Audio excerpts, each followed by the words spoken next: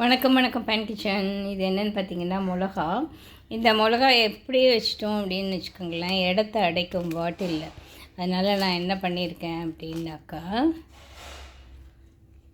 இந்த ஸ்டெம் இருக்குது பார்த்தீங்களா, இது தண்டு, அதை வந்து இந்த அளவு வரைக்கும் கட் பண்ணிவிட்டு எடுத்துட்டேன். இதை பாருங்கள், இதில் தெரியுதா?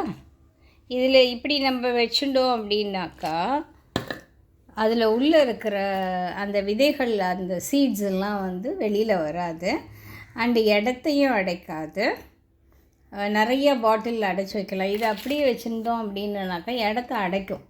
அதனால் வீணாகவும் போகாது. இது நல்ல ஒரு காய்ச்சல் போட்டு எடுத்து வச்சுட்டோம் அப்படின்னாக்கா 1 வருஷம் 2 வருஷம் கூட நம்ம வச்சுக்கலாம். பட் ரொம்ப நாள் வச்சுட்டாக்கா மிளகா வந்து கருப்படிச்சு போயிடும். அது வந்து நம்ம என்ன பண்ணினாலும் கொஞ்சம் பிளாக் கலர் வரும். பட் காரம் மட்டும் போகாது. காற்று போகாமல், தண்ணி படாமல், மாய்ஸ்சர் இருக்கக்கூடாது எதுலேயுமே. அப்படி இருந்தது அப்படின்னாக்கா நீண்ட நாட்கள் வரும். பாருங்கள், இந்த வேலையை தான் நான் இன்றைக்கி பார்த்துட்டுருக்கேன். ஒரு 1/4 கிலோ மிளகா வாங்கிட்டு வந்தேன் கடையிலேருந்து. அதை உட்காந்து இப்போ ஸ்டெம் கட் பண்ணிட்டுருக்கேன்.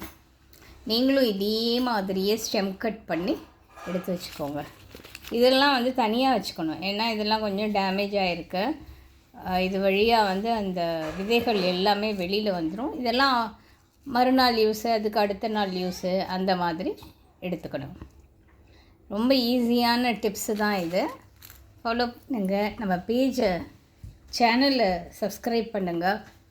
இந்த வீடியோ பிடிச்சிருந்ததுன்னா ஒரு லைக் பண்ணுங்கள். உங்கள் ஃப்ரெண்ட்ஸுக்கெல்லாம் ஷேர் பண்ணுங்கள்.